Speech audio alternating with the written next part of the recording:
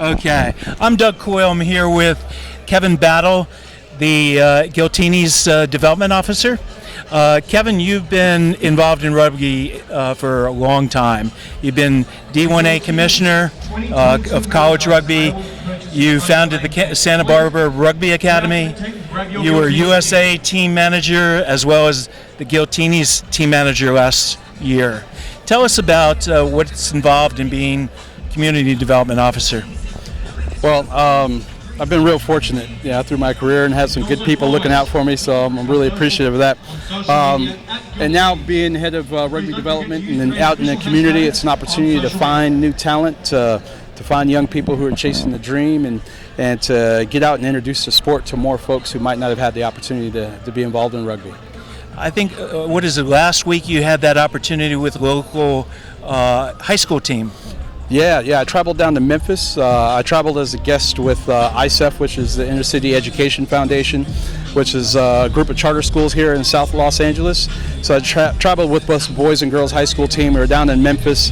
They got a chance to play in the tournament against the Inner City programs down in Memphis. We had programs from Washington, D.C., as well as two teams out of Dallas as well. So that was really important, I think, not just for the growth and development of the sport, but for these kids who kind of find themselves on an island of their own to be part of a community where they're meeting kids from across the country in that same similar position. They love rugby. They're using rugby as a vehicle, not just to better themselves, but to get further in education. And, a lot of times they don't see too many people who look like them out on the rugby field. So that representation is important. What are some of the success stories that you've experienced that may have gone through your pathway? I'll highlight one young man who's playing for New Orleans, Moni Tongawea. He's a young man that I met many years ago out of Oakland, California, and he came down to Santa Barbara, California to come train with us at the academy. Kind of sold him on a dream of going to school and playing rugby and furthering his career and opportunities. And the young man found himself to New Zealand, then down to New Orleans. Now he's 4 years strong in MLR. But Moni's one of many. And the great thing about this game is just the opportunities and the doors that it opens for those who are willing to put the work into it.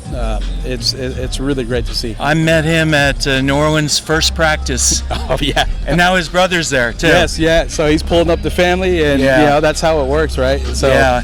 Now, you have a large family, 4?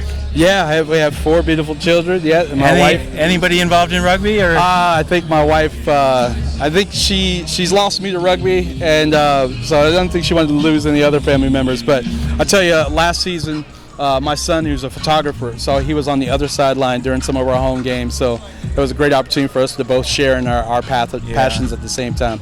Well, I appreciate what you do, and so does rugby. Thanks for spending time with me today. Thank you very much. Okay. It's great to catch up with you. Yeah, likewise. How's the house in Santa Barbara? Yeah.